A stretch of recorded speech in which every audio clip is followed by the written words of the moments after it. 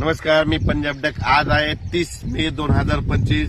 मी जात आहे धुळ्याकडे. हे पारोळा रोड आहे आणि या ठिकाणून म्हणजे हे जळगाव जिल्हा आणि धुळे जिल्ह्याची बॉर्डरवर आहे आणि या ठिकाणून आपल्या महाराष्ट्रातल्या शेतकऱ्याला अंदाज देणार आहे.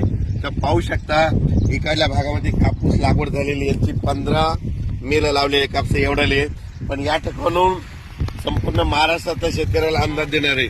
राज्यातल्या सर्व शेतकऱ्याला एक आनंदाची बातमी, इतका पाऊस पडला, मग आता उघडणार कधी? तर राज्यातल्या शेतकऱ्याला सांगू इच्छितो की म्हणजे उद्यापासून 31 मे पासून तर 6 जून पर्यंत असं जोरानं वारं सुटणार आहे. पाऊस काही येणार नाही, त्याच्यामुळे काही चिंता करायची गरज नाही. पण राज्यातल्या शेतकऱ्याला सांगू इच्छितो की तुम्ही काय करा, शेतीची कामं या 6 जून पर्यंत करून घ्या, कारण की राज्यामध्ये 7, 8, 9, 10 जून 4 दिवस परत पाऊस येणार आहे. म्हणून हे लक्षात घ्यायचं आणि ते 7, 8, 9, 10चा पाऊस भाग बदलत पडणार आहे, म्हणून हे अंदाज लक्षात घ्यायचा. पण राज्यात मात्र 6 जून पर्यंत हवामान कोरडं राहणार आहे. पाऊस काही येणार नाही, त्याच्यामुळे काही चिंता करायची गरज नाही. फक्त आजपासून बघा तुम्ही, आज जोरानं वारे सुटतील.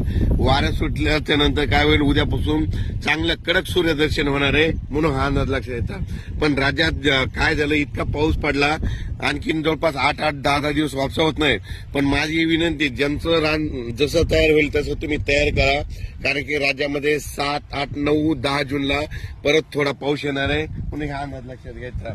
म्हणजे सांगायचं झालं तो पाऊस म्हणजे राज्यात 7, 8 जूनचा पूर्व विदर्भ, पश्चिम विदर्भ, दक्षिण महाराष्ट्र, उत्तर महाराष्ट्र, कोकणपट्टी, खानदेश, मराठवाडा या म्हणजे सगळ्या विभागामध्ये पडणार आहे. 7 जून ते 10 जूनच्या दरम्यान तो पाऊस असणार आहे, दररोज भाग बदलत पडणार आहे, म्हणून हा अंदाज लक्षात. पण 6 जून पर्यंत म्हणजे आज 30 मे पासून ते 6 जून पर्यंत हवामान कोरडं राहणार आहे.